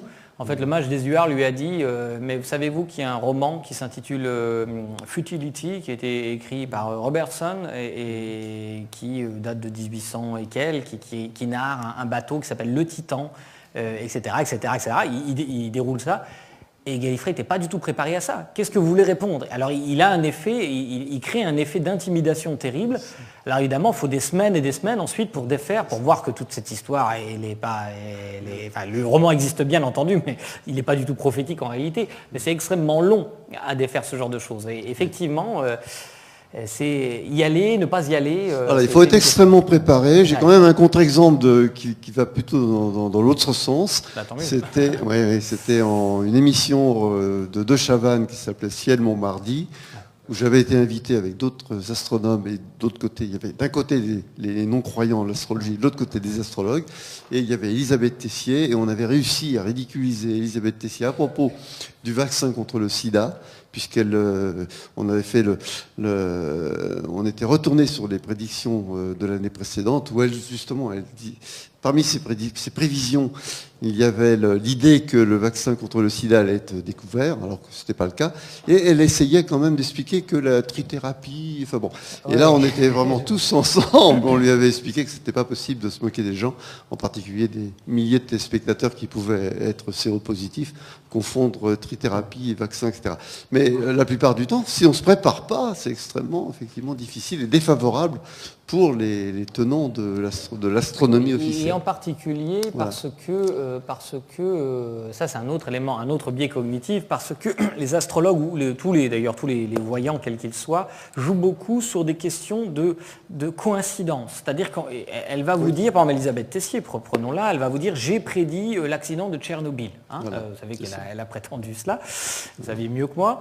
Et évidemment, elle va tirer de centaines de prédictions qu'elle a fait qui vont s'avérer fausses. La seule, en plus, elle exagère évidemment la précision de sa prédiction, elle parlait de gaz mortel, etc. Donc rien qui soit vraiment... Mais ça crée chez celui qui... Mettez-vous à la place de celui qui écoute et qui est indécis, il se dit, ah, attendez, quelle est la probabilité de chance? Intuitivement, il ne va peut-être pas formuler les choses comme ça, mais il va dire quelle est la chance que Madame Tessier, par hasard, prédise un accident comme Tchernobyl.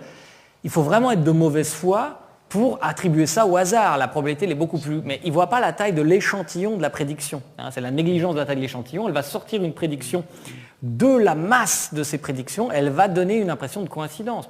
Voltaire avait tout dit quand il disait que les astrologues ne sauraient avoir le privilège de se tromper toujours. Oui. Évidemment. Bon, je vais passer la parole. J'ai 2 ou 3 questions à vous poser ensuite. Mais d'abord, parole au public et à ceux qu'on atteint moins facilement, c'est-à-dire le fond de la salle. Bonjour. En fait, ma question rejoint un peu ce que vous disiez, c'est-à-dire, alors je ne sais pas si vous êtes au courant, récemment aux États-Unis, il y a eu un débat qui a été télévisé entre Ken Ham, qui est donc le leader des créationnistes aux États-Unis, et Bill Nye, qui est donc un scientifique très connu. Beaucoup de gens ont accusé en fait ce débat et ont dit que c'était une très mauvaise idée, parce que effectivement, ça légitimise les arguments des créationnistes, donc qui pensent que la Terre, qui croient à la Bible, etc. En même temps, ce que vous disiez effectivement est vrai que sur Internet, c'est très difficile puisque la plupart des choses sont favorables en fait à ces croyances. Donc, que faire en fait pour atténuer ça? Et c'est vrai que quand on voit en ce moment, par exemple à New York en ce moment, il y a une épidémie des measles qui est due justement en fait aux gens qui n'ont pas vacciné leurs enfants en fait et qui donc compromettent l'immunité des gens qui ne peuvent pas être vaccinés.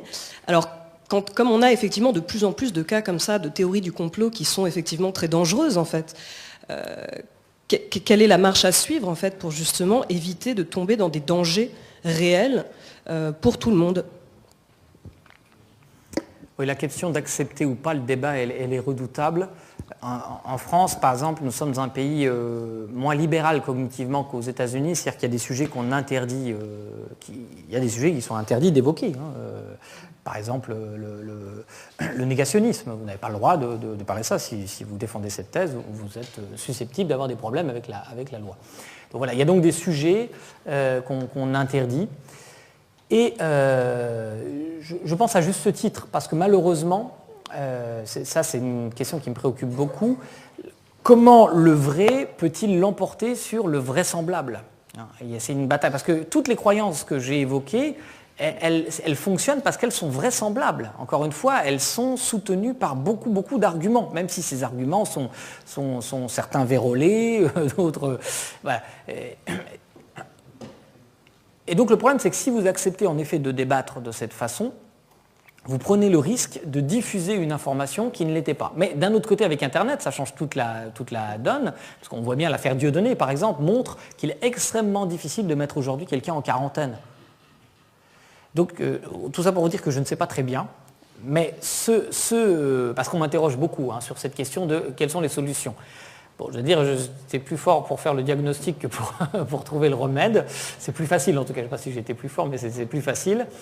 Il y a un certain nombre de remèdes dans mon livre que je propose, je ne veux pas les détailler tous, parce que je pense qu'il y a beaucoup de questions.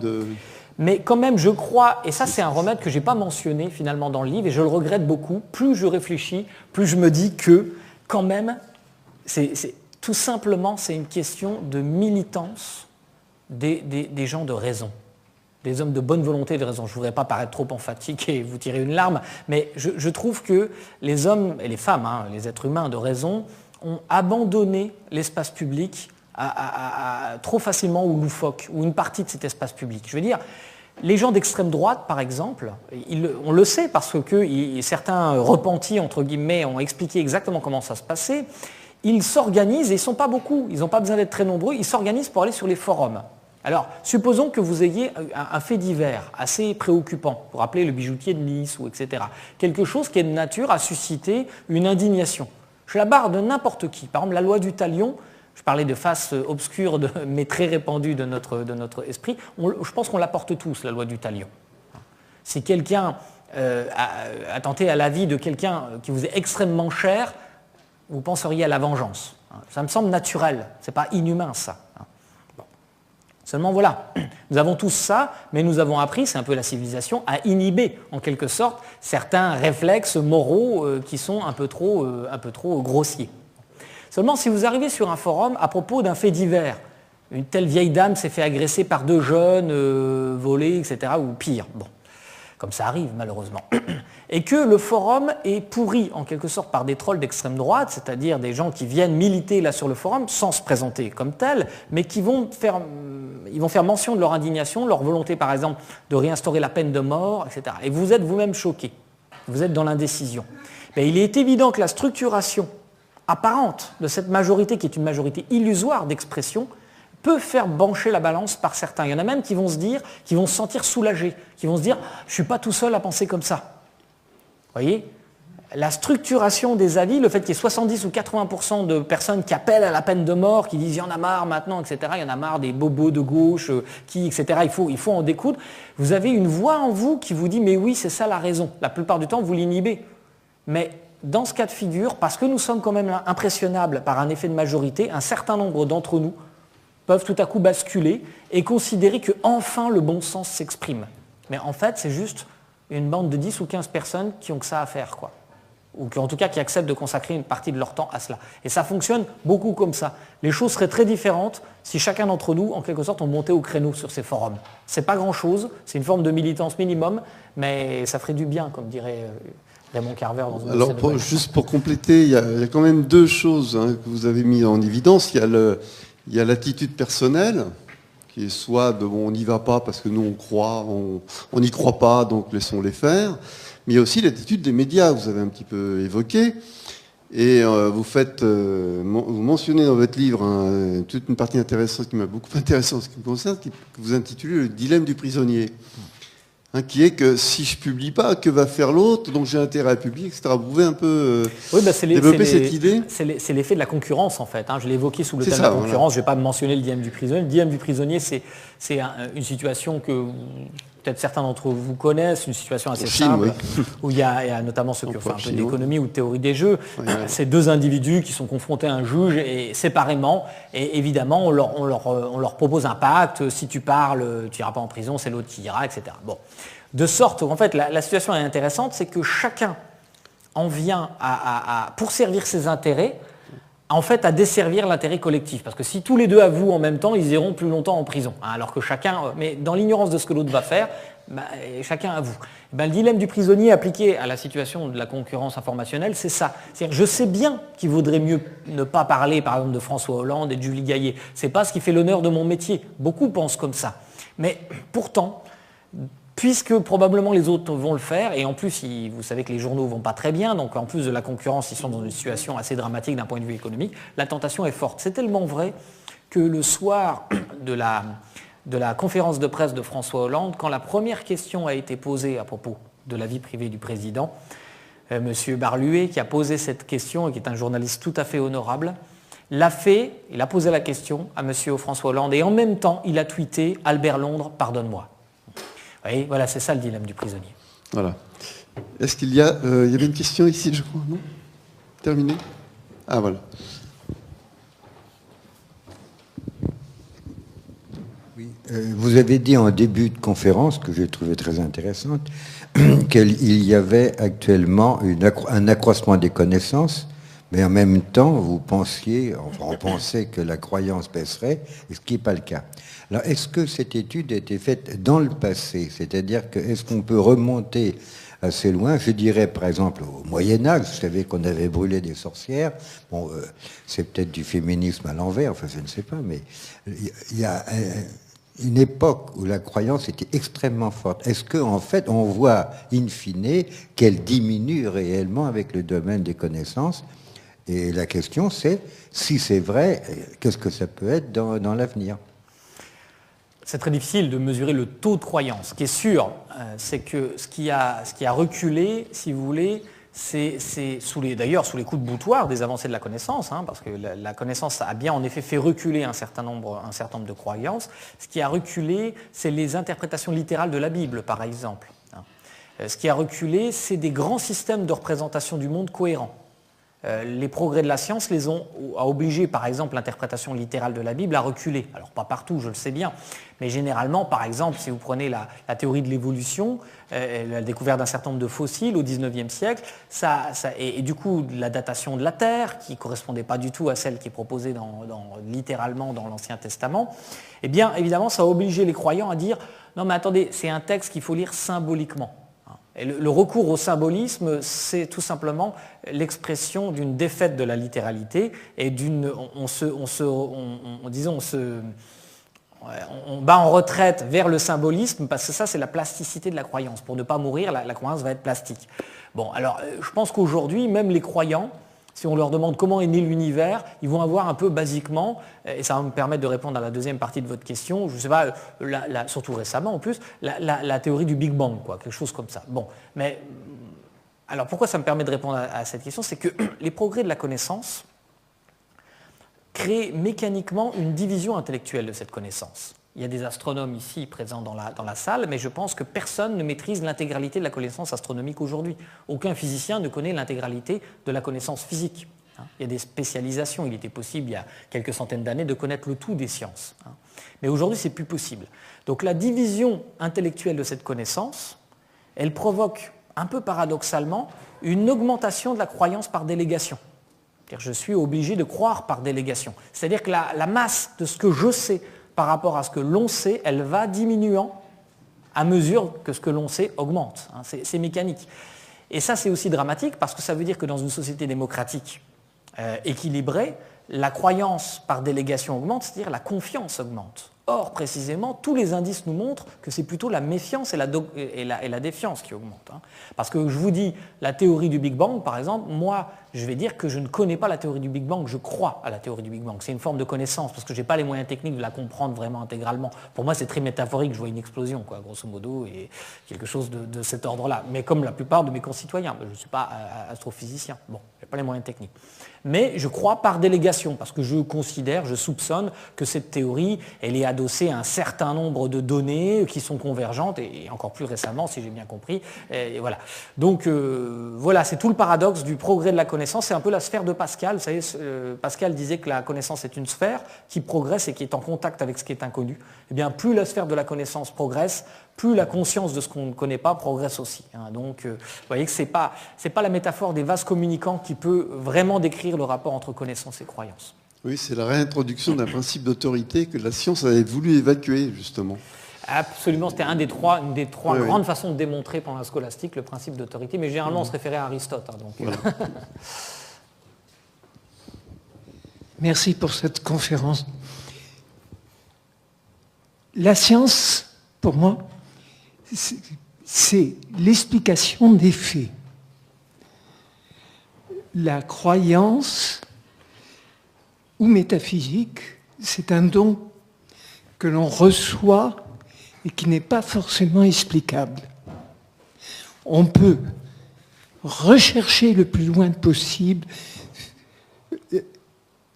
arriver à finir ce don, mais je ne pense pas qu'il fasse partie de la science.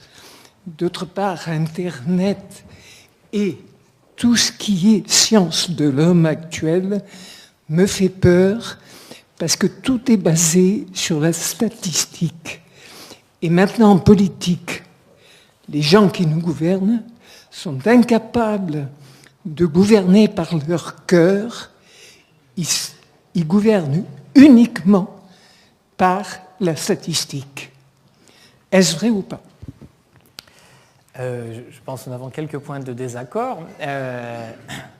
D'abord, on ne va pas discuter de ce que vous entendez, vous, par croyance, qui me paraît relever effectivement de la foi, vous voulez dire, ou quelque chose comme ça. Moi, je parle de façon très basiquement, les croyances sont des objets cognitifs pour moi, et on est tous croyants, donc ce n'est pas un don, c'est presque une fatalité du cerveau tel qu'il est constitué. Le cerveau humain, nous sommes des êtres cognitifs, et nous avons besoin de négocier intellectuellement avec le monde, mais comme nous ne pouvons pas être dans un rapport de connaissance à propos de tous ces objets, nous sommes obligés d'être dans un rapport de croyance. Et il n'y a aucun être humain que je connaisse qui ne soit pas aussi un peu un croyant sur toute une série de sujets. Si par exemple il y a un bruit dans le couloir, et je crois que c'est une agression, ou je crois que c'est les étudiants qui s'amusent, tant que je n'ai pas ouvert la porte, je ne peux être que dans un rapport de croyance, parce que ma rationalité elle est incarcérée dans un espace. Ça, c'est un premier point. Donc, j'ai une position très modeste sur la question des croyances, c'est un objet mental. Voilà. Et quelquefois, d'ailleurs, entre la connaissance et la croyance, il y a beaucoup de porosité, c'est pas voilà.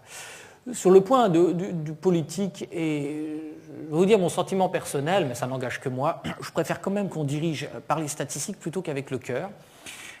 Parce que le cœur ne nous donne pas toujours des directions très raisonnables.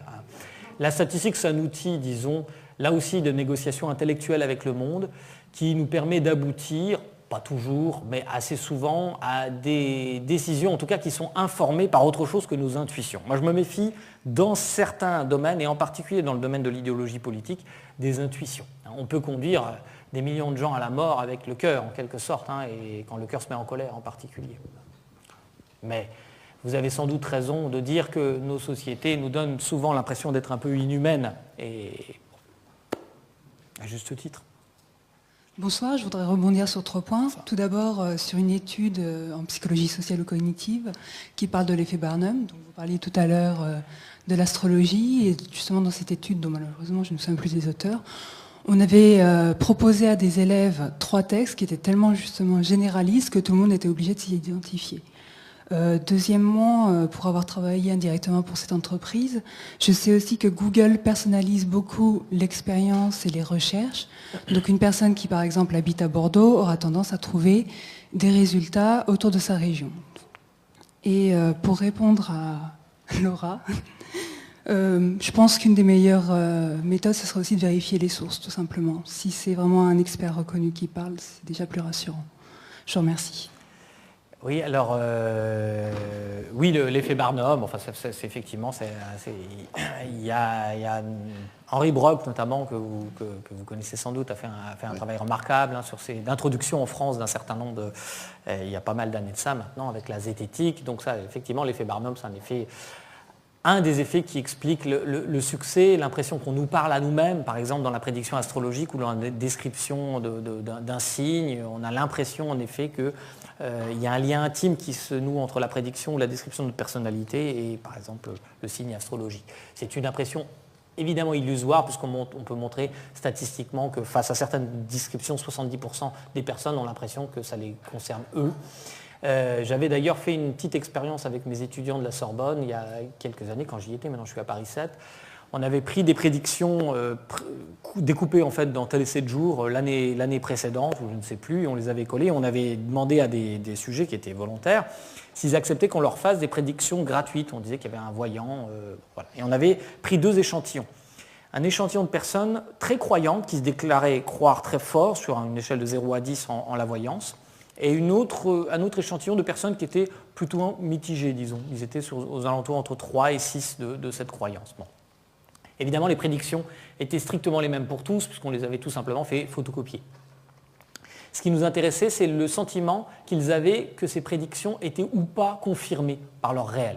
Donc on avait fait sur une année, semaine après semaine, et puis on essayait de voir si la variable temporelle changeait. Donc après, on a fait sur un mois complet pour voir. Et dans les 2 cas, très, très significativement, en fait, ceux qui croyaient le plus fortement avaient l'impression que ces prédictions avaient été réelles. C'est-à-dire qu'ils avaient été chercher dans leur vie des éléments qui confirmaient finalement cette croyance. C'est une sorte d'effet Barnum aussi, en quelque sorte. Oui, il y a une grande plasticité de notre esprit et qui est, pour revenir au sujet de ma conférence, très amplifié par le fait qu'il y ait une grande disponibilité de cette information et qui vous permet précisément d'aller chercher toutes sortes d'informations pour narrer l'histoire que vous avez envie d'entendre. Google, c'est vrai, nous informe en partie dans 33 critères qu'on appelle les bubble filters, c'est ça dont vous voulez parler, les bulles de filtrage. Simplement, alors moi ça m'arrangerait que ces bulles de filtrage augmentent le biais de confirmation, mais expérimentation à l'appui, il semblerait que ça ne nous enferme pas tant que ça. Et d'ailleurs, Google, puisque vous y avez travaillé, et si j'ai bien compris, est très attentif à introduire des critères de dispersion dans son algorithme. Ça ne l'arrange pas du tout que les gens s'enferment dans les mêmes... Bon, par contre, ça peut être pratique si vous cherchez une pizza, effectivement, qu'on ne vous donne pas une adresse au Pakistan, vous voyez, ou quelque chose comme ça. Mais, et c'est pourtant là qu'elles sont faites. Et elles peuvent être faites là par ailleurs. Donc, pour des raisons de recherche géographique, tout ça, ça peut être intéressant. Mais par exemple, sur des thèmes politiques, on a montré aux États-Unis avec des républicains et des démocrates, on a pris leurs ordinateurs et on a vu qu'il n'y avait pas beaucoup de différence, même sur des thèmes comme la peine de mort, etc. Donc on n'est pas si enfermé que ça par Google, ce qui est plutôt rassurant. Je vais clore cette conférence, mais j'ai juste une petite question qui me restait de méthodologie. Ouais. Quand vous avez montré les 4 mots-clés, les 4 mots qui permettent d'aller sur Google et bien, afin de voir quelles sont les pages qui vont s'ouvrir, vous aviez astrologie, vous aviez plusieurs. Là. Voilà, c'est ça.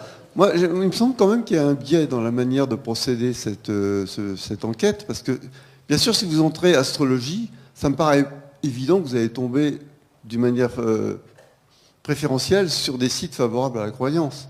Si vous aviez introduit, au lieu de mettre astrologie contre l'astrologie, vous auriez eu ou anti-astrologie, vous auriez eu systématiquement 15 enfin voilà. Là, et de même que quand vous mettez, ah oui, c'est ça le problème. Vous êtes biaisé par la manière dont vous interrogez Google. Je ne suis pas du tout d'accord avec vous, et je vais vous dire pourquoi. Tout simplement parce que effectivement, si j'avais mis contre astrologie ou pour astrologie, j'aurais introduit un biais. J'ai essayé de minimiser l'introduction de ce biais en prenant des mots-clés les plus neutres possibles. Mais c'est pas neutre, astrologie. Mais c'est intéressant que vous disiez ça, parce que vous pressentez que ce n'est pas neutre, parce que vous pressentez que les croyants vont être beaucoup plus motivés que les non-croyants. Mais après tout, on pourrait vivre dans un monde où il y aurait autant de gens qui seraient prêts à combattre l'astrologie que de gens qui seraient prêts à la défendre, et vous n'auriez pas du tout la structuration que mais là, vous repeignez le monde, là. Mais non. Si, il me semble évident que si vous introduisez un terme favorable ou défavorable à la croyance, vous, par exemple, comme je disais tout à l'heure, si vous mettez onde, danger, vous introduisez une forme de biais qui est intéressant parce que c'est effectivement des mots-clés qu'un individu pourrait rentrer. Mais comment essayer de mieux limiter ces biais qu'en prenant les termes les plus neutres possibles? C'est extraordinaire. Si je mets danse, je vais quand même avoir beaucoup de sites favorables à la danse. Ce serait quand même très pervers que d'ouvrir des sites de gens qui sont systématiquement contre la danse. Je prends cet exemple-là. Ce n'est pas un bon exemple parce que précisément le terme de danse n'implique pas de polémique. Si vous mettez un terme qui n'implique pas de polémique, il est évident que vous allez avoir des sites qui sont ou favorables ou qui sont descriptifs sur le thème. Mais astrologie devrait créer de la polémique puisque c'est une proposition de description du monde dont nous savons qu'elle est fausse, ou en tout cas dont beaucoup de gens disent qu'elle est fausse, mais ils ne prennent pas la parole pour le dire. C'est tout ce que ça montre. Et d'ailleurs, je vais vous dire, je suis même persuadé que pour l'astrologie, si vous mettiez contre astrologie, vous auriez des résultats similaires. Mais ceci dit, je n'approuverai pas cette méthode. D'accord. De toute façon. C'est lié aussi à ce qui est derrière. Par exemple, si vous mettez Apple, vous aurez peu de choses sur les fruits. Apple, on aura peu de choses sur les fruits. Vous aurez plus de choses sur l'appareil qui est devant vous que sur les fruits.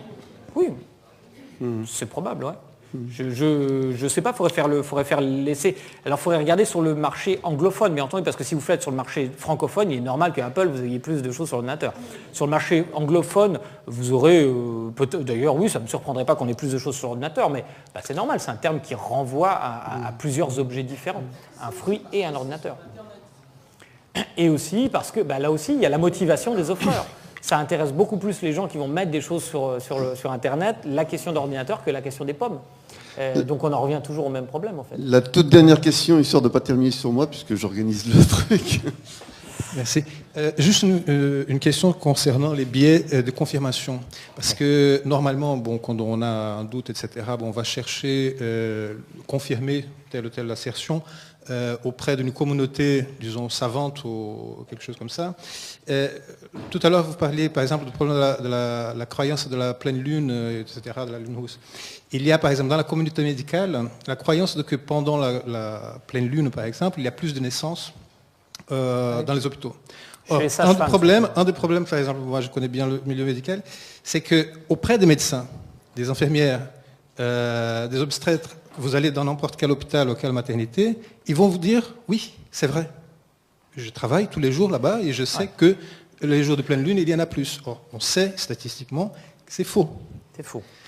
Si, donc, dans d'autres domaines, par exemple, donc, si vous cherchez la confirmation, justement, auprès de ceux qui sont censés donc connaître le plus le sujet, vous pouvez avoir un biais de confirmation en cherchant cette confirmation. Alors, oui, je savais que pour les sages-femmes, parce qu'une de mes étudiantes a travaillé spécifiquement là-dessus, je suis un peu étonné pour les médecins, mais je crois, il faudrait regarder, je n'ai pas du tout fait d'études là-dessus, ça m'étonne quand même, mais c'est un peu inquiétant. Alors, évidemment, si vous cherchez une information auprès des médecins, bah, du coup, voilà. Et alors, ce qui est intéressant, par contre, pour les médecins, c'est pourquoi est-ce qu'ils croient à ça, parce que c'est faux statistiquement. Bien, pour plein de raisons. Alors, surtout les sages-femmes, on va dire, hein, mais elles sont pareilles, confrontées statistiquement, plus encore que les médecins, hein, parce que généralement, l'obstétricien vient voilà, à la dernière minute. Et bien, tout simplement parce une des raisons, c'est qu'elles vont avoir tendance à mémoriser les événements qui confirment leur croyance, donc c'est une forme de biais de confirmation mémorielle. Et puis alors, ce qui est très intéressant, c'est que quand ça ne marche pas, elles élargissent le segment temporel. C'est-à-dire si ce n'est pas le jour même, elles disent non mais de toute façon c'est le jour d'avril ou le jour d'avril. Donc évidemment, statistiquement, ça n'a plus du tout la même signification. Hein. Donc vous voyez, ouais, c'est encore une expression du biais de confirmation, c'est vrai. Voilà, bien, écoutez, c'est matière à réflexion. Merci Gérald.